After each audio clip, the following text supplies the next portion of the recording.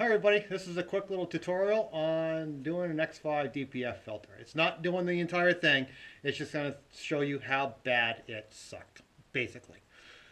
Alright, we're going to go through this really quick and it's going to be short, and this is the only thing short on removing a DPF filter. Okay, what we got here. First thing, when you do it, when you pull the exhaust off, get this tool. It's a snap-on tool, GA84A. What this does, it goes underneath this clamp, you pound it in, it pulls the exhaust. You're going to need two people, pull the exhaust off. Second thing, when you do the DPF filter, you have to pull the subframe down.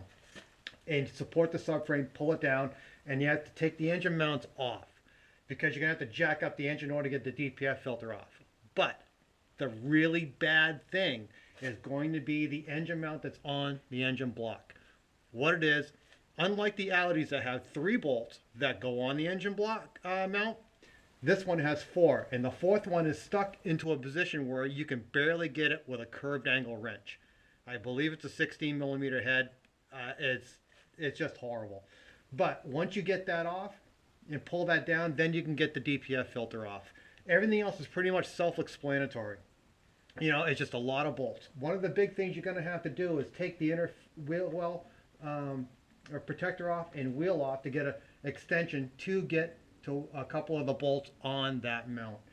That seems to be the most critical mount in order to do, because the DPF filter, no matter how much we put a bar underneath the engine, we jacked up the engine, we used bars to pull down the subframe as much as we can, we still couldn't get the DPF filter off.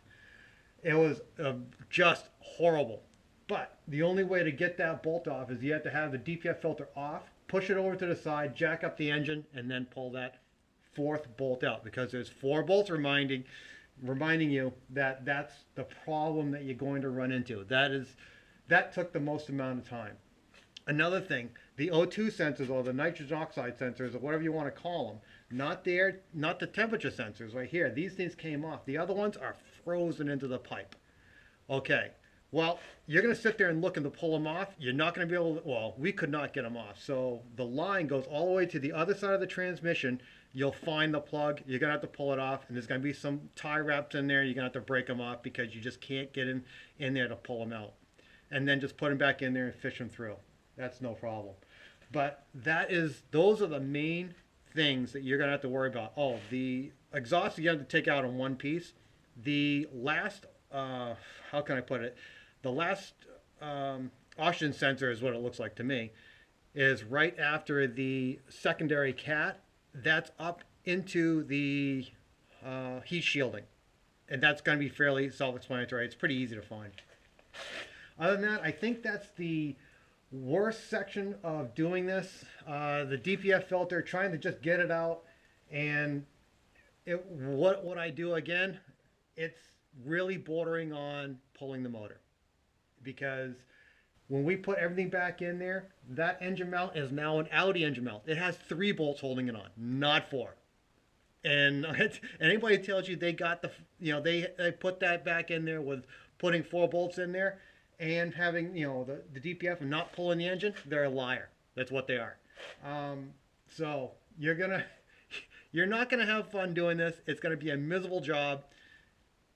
Good luck, but I'm going to tell you right now, if I was going to ever we changed the filter on this, but if I was going to, like not hog out the filter, if I was ever going to do it, I'd be buying a downpipe. I would not hog out the filter, just because it's just too much of a horror putting it back in. If you're going to put it back in, just put another filter in. There you go.